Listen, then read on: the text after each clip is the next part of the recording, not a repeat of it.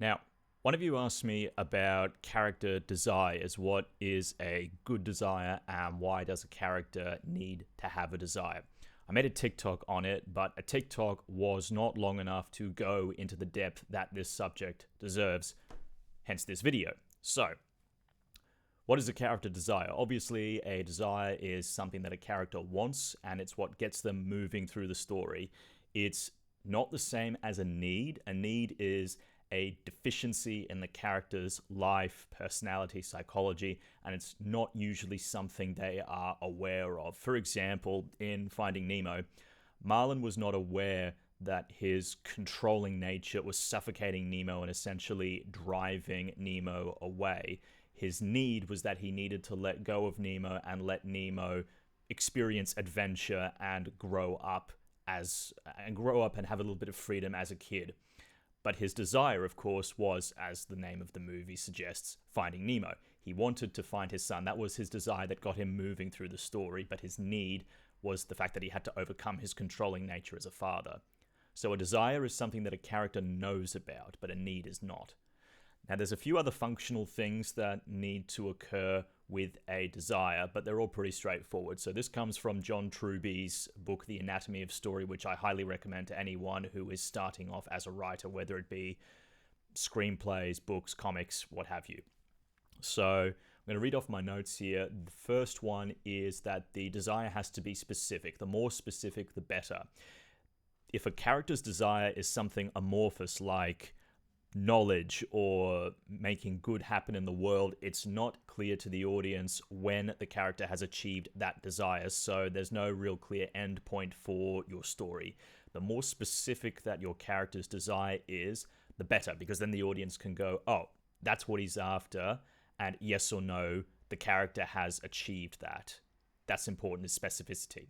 The second thing is that as the story progresses, the intensity of that desire has to build. So we all know that stories, typical plot stories will lead up to something called the climax. So there'll be the start of the story, there'll be the middle build, and the middle build will build up to the climax, which is the big battle, the big decision of the hero, what have you. But that's when their desire is at its most intense. So your character's desire has to keep building up in that intensity all the way to the climax. It's kind of tied into that. It's tied into that upward arc in the plot. So it has to build in intensity.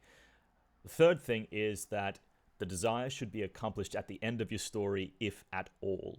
So we'll address whether or not the character achieves their desire later, but if your character is going to achieve their desire at all, then it needs to be around the end of your story. The reason for this is if you have a character achieve their desire midway through your film or your book, you have no idea what to do with this character for the rest of the story. Now, it might be okay for a supporting character or someone else who is not your main character achieve their desire midway through, maybe to highlight the fact that the main character has not achieved their desire. But if your main character achieves their desire halfway through your story, what's left for them to do? It's a very tough question to ask, and that's one of the reasons why some films feel a little bit disjointed. It's because the main character achieves their desire halfway through, and they end up ambling about rather directionless in the rest of the story, or they find a new desire, but it feels tacked on because you've essentially crammed two stories together. So, for example, when it comes to cramming two stories together, you've got Hancock. Now, the movie Hancock effectively involved a character with two desires. The first desire was for Hancock effectively to redeem himself as a hero in the eyes of the public. You know, he's a drunk, he's lecherous, he's rude, he doesn't care about the amount of damage he causes as a hero. It was his redemption from that, and he achieves that about halfway through the movie. But then the question is asked, okay, well, what's Hancock going to do now? And the rest of the movie is him figuring out who he is, and that's when we end up with these weird unanswered questions about how, Hancock might actually have been made. He might belong to a group of beings that were made and ended up pairing off and dying together because the closer they are to their own kind, the weaker they become, so they can only survive if they're in isolation. So it was the second desire, was Hancock finding out who he was. and it resulted in a movie which was effectively two stories bolted together. For an example, when you have a story where a character achieves their desire and then they end up being kind of aimless, is the cyberpunk anime. Now, I love cyberpunk as a genre. You are not going to get a bigger fan of cyberpunk than myself. The issue was, though, David Martinez's goal during the first half of the series was to become an edge runner.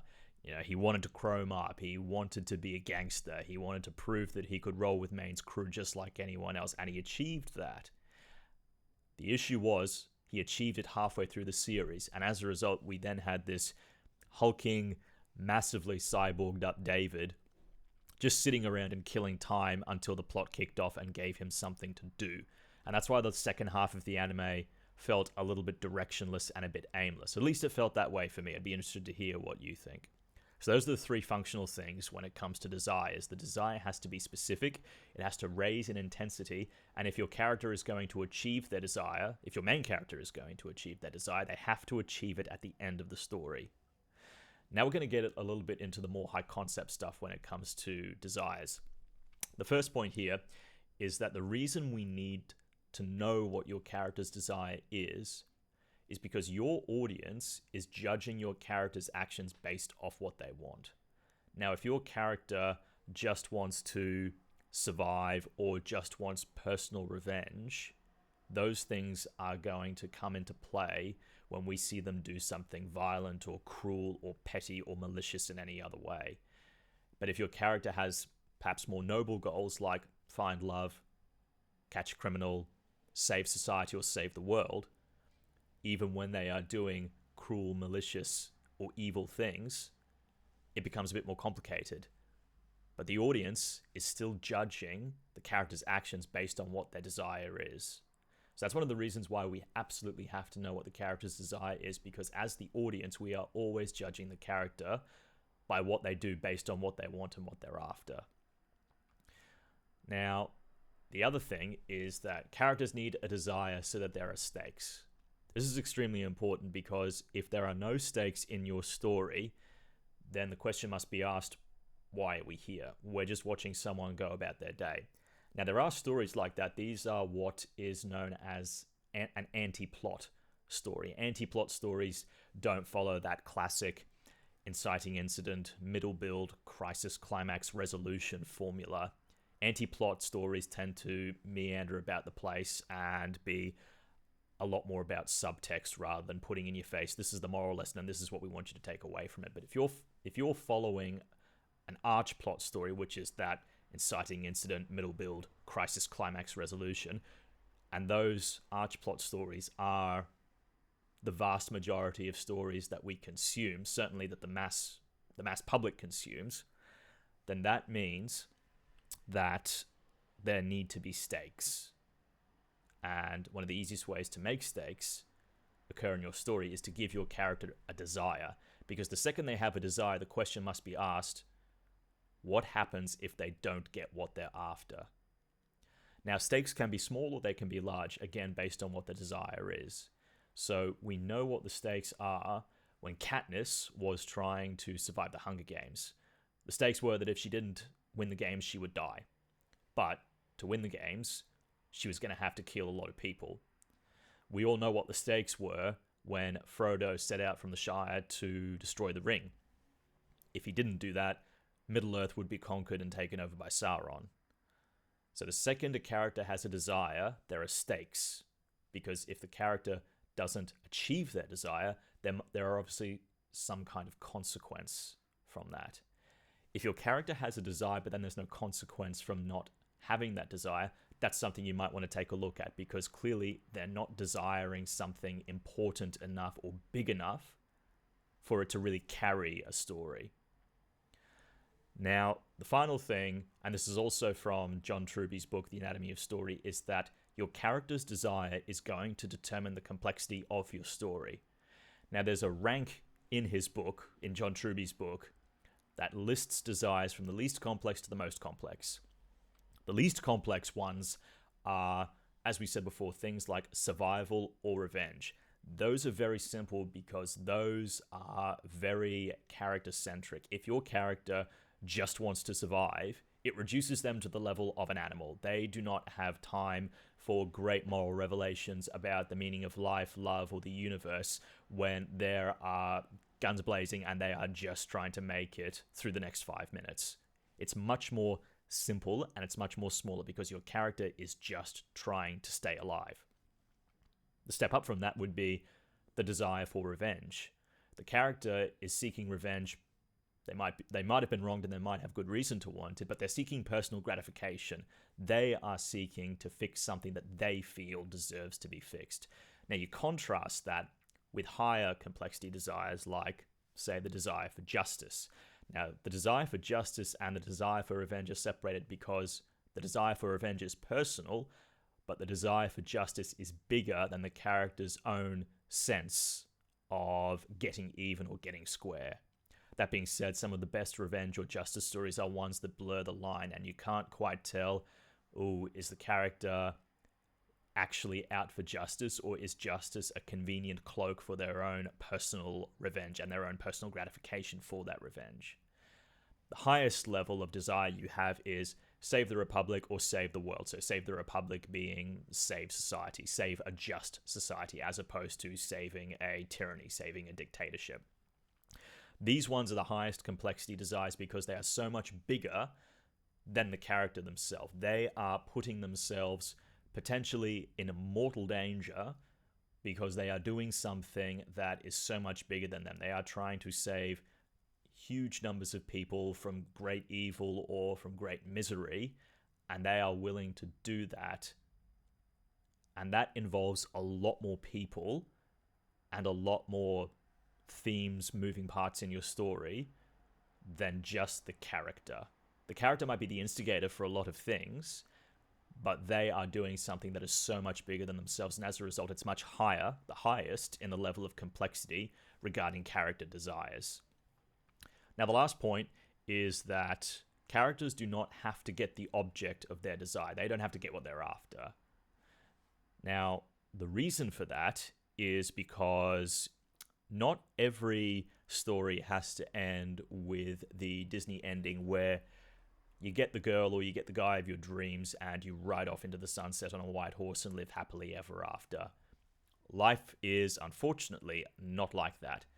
And this is what we have with the ironic ending. The ironic ending is bittersweet, and the ironic ending is my favorite ending because it's a bit like life. There's good and there's bad wrapped up in it. So examples of the ironic endings might be the character gets their desire, but it might be at great cost.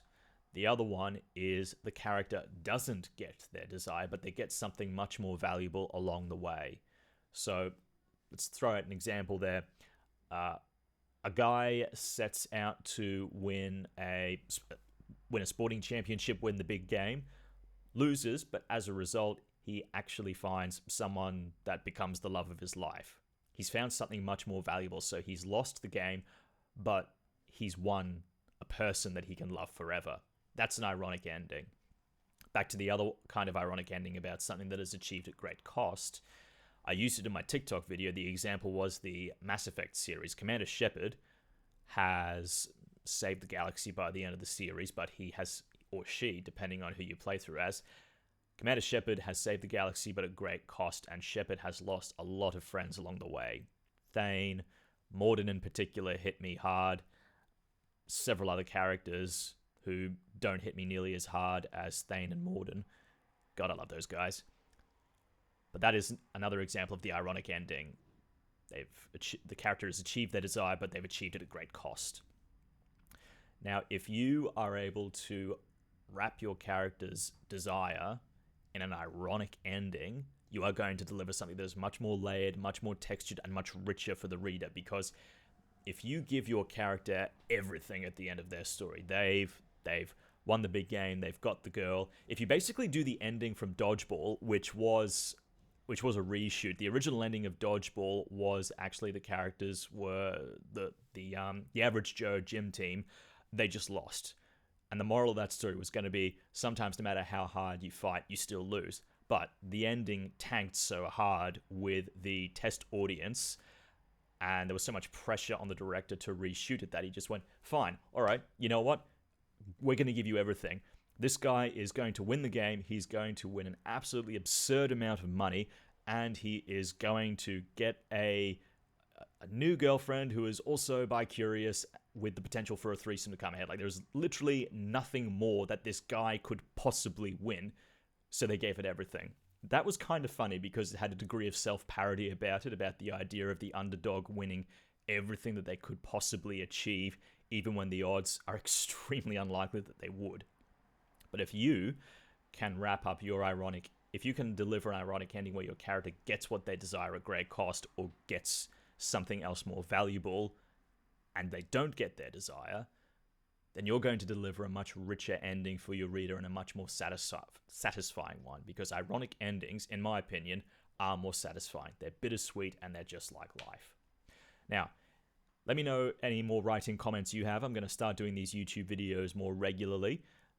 Make sure that you follow me on TikTok as well, because that's where I'm regularly active. But this place, YouTube, is going to be where the more detailed stuff happens. It's going to be a bit more like this, where we're talking to each other and it's going to be in one take, because it's so much easier than constantly editing all this crap. But anyway, follow me on TikTok, follow me here, share this with your friends, go pick up my book. I'll put links in the description. Leave me more writing questions, and as always, happy writing.